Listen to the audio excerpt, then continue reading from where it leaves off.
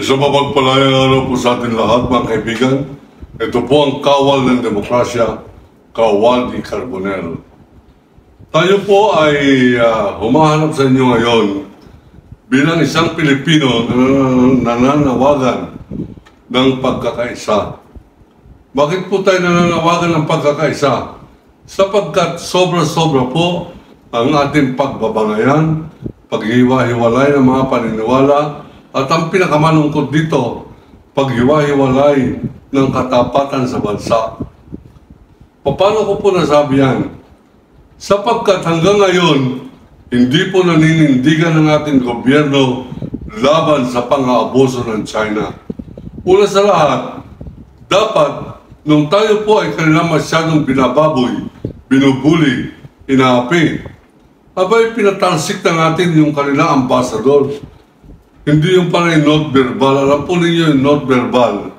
Kasulatan lamang yan na nagsasabing ayaw namin yung ginawa ninyong pagpatay, ayaw namin yung ginawa ninyong pagtanggal ng mga armas ng aming Navy, ayaw namin yung ginawa ninyong pagbabawal sa aming mga mangingisdang Pilipino.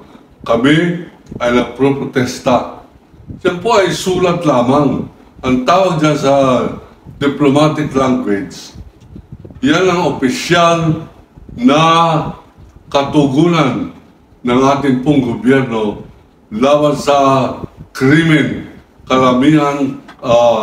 kalabisan ng China laban po sa ating bansa. Not verbal. Hindi po paggalang yan, hindi nila ginagalang yan. Kung ang United Nations Permanent Court of Arbitration nagbigay na nga ng order, hindi ginalang ng China. Bakit po gagalangin ng China yung not verbal na galing sa gobyerno ng isang hindi kagalang-galang na Pangulo ng pangalan Rodrigo Duterte? Hindi po makatarungan ang ginagawa sa atin. Dapat ay manawagan na tayo, pabalikin na natin dito mga Pilipino na nasa China at ating paramdam sa mga inchik nito na ayaw natin silang nag-aaboso at gusto natin sila ay lumayas dito sa ating bansa. Akin pong klararuhin ito.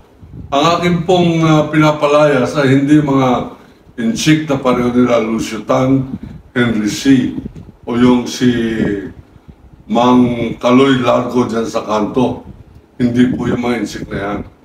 Yung mga inchik na yan, mga kaibigan, mga negosyanteng mapayapa na napili nila ang Pilipinas na dito sila manirahan, dito sila magnegosyo sapagkat marunong sila makisama sa Pilipino.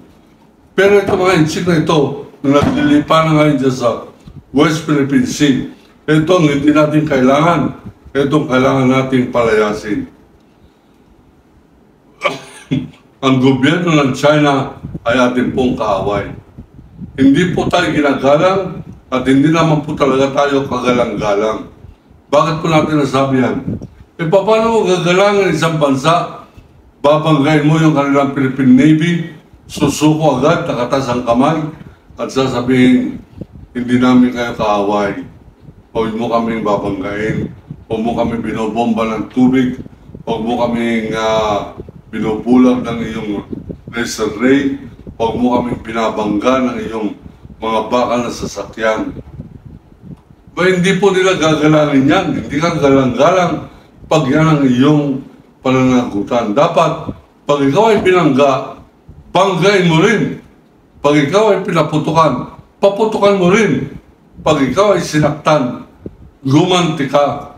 Tungkulin mong gumanti. Hindi maaari mong tanggapin yan sapagkat hindi lamang ikaw, Duterte, ang nasasaktan dyan. Ikaw hindi ka masasaktan. Kaibigan mo yung mga inchik.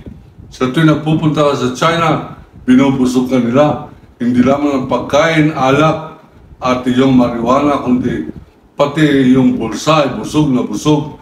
Pag-uwi mo rito, bilyones ang dala mo. At ang kanilang pera na pinapasok dyan sa Bureau of Customs sa laban sa anti-money laundering law ay libreng pumasok.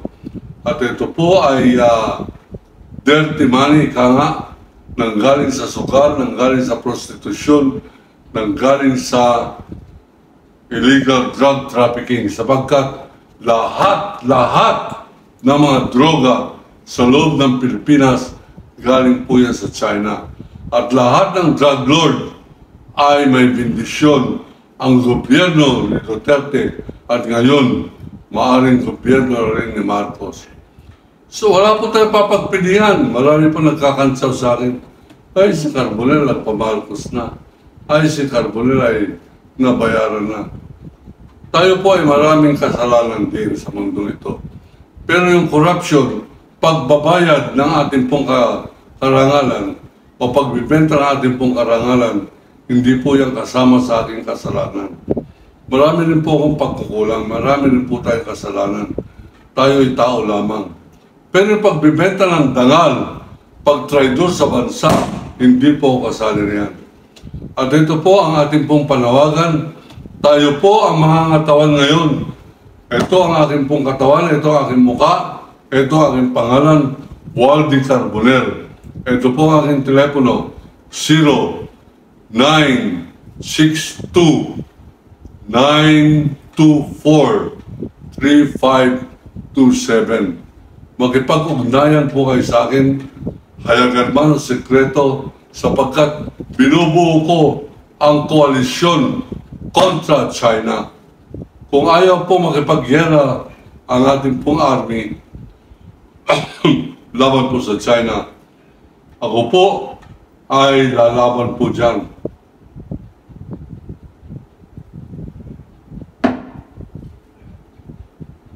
Kaya ko ba yan, China? Tulad ng Ukraine, hindi ko po iniintindi yung kanilang laki. Ang akin lamang ay paano ko ipapagtanggol ang aking bansa. Yung po ang aking panawagan,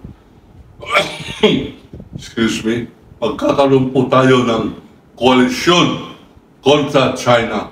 At ako po mangunguna riyan, harapan. Hindi po tayo nagtatago. At ako po'y nananawagan sa lahat ng Pilipino na magkaisa tungkol po dito sa laban na ito. Nananawagan po ako officially, ito mukha na ito, nananawagan officially sa New People's Army. Hindi po tayo magkaaway. Hindi kaaway mga kababayan ang mga miyembro ng New People's Army. Sa ganang akin, ako po magsasalita, mga bayani ko po yan. Ang aking puntingin, pag ganyan kasi di ang pagmamahal ng ating mga sundalo at pulis sa ating inang bayan, abay matatakot itong mga inchik sapagkat ang mga NPA ay masyadong nagmamahal sa ating pong bansa. Kaya nananawagan po ako, yung mga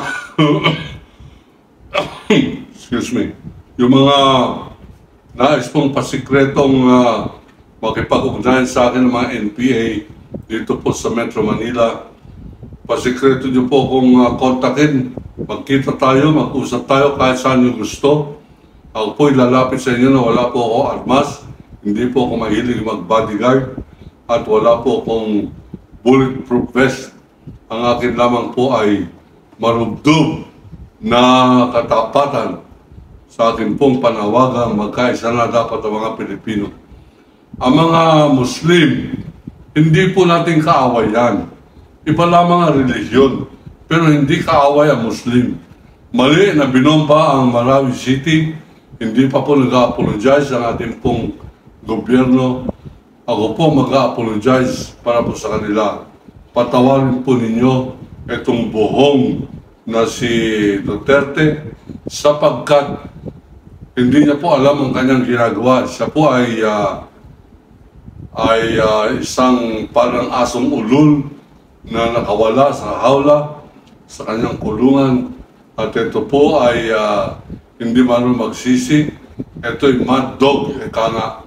At hindi lamang yan, yan po ay son of a cross-eyed pig, napakababoy na tao, Rodrigo Roa Duterte. Bompahin mo mga kamusliman, at alam ko ang record itong si Duterte na ito mga kaibigan. At siya po ay hindi nalilimutan ang Muslim. At sa kanyang pagsabi na kinakailangan ay kaibiganin ng mga inchik, yan ay katraiduran at hindi dapat natin patawarin. At dahil po dito, tayo po ay nakikiisa o nananawagan ng pakikiisa sa mga Muslim, mga kaibigan, na magkaisa na po tayo. Ito po aking telepono, tawagan po ninyo ako. Ako po ay Balik Islam. Muslim po ako. Haji Walid Carbonell. Yan po ang aking pangalan sa Muslim. Kaya po may Haji yan sapagkat tapos na po ang aking fifth pillar ng Islam, yung pagpunta sa Mecca sa Hajj pilgrimage ng 2004. Mga kaibigan, yan po ang ating panawagan. Atin na pong itinatatag ng formal. Ito pong coalition kontra China. Ang purpose po nito, unang-una, ay mananawagan po ko ng malawakang rally. Ito po mga darating na panahon upang sa ganun, sa online man lamang tayo makapag-rally, magkaisa ng panawagan. Iniibig ko ang Pilipinas, China layas. Yan po ang ating magiging panawagan. Ako po si Walid Carbonell, ang kawan ng demokrasya nagsasabing, iniibig ko ang Pilipinas. China layas.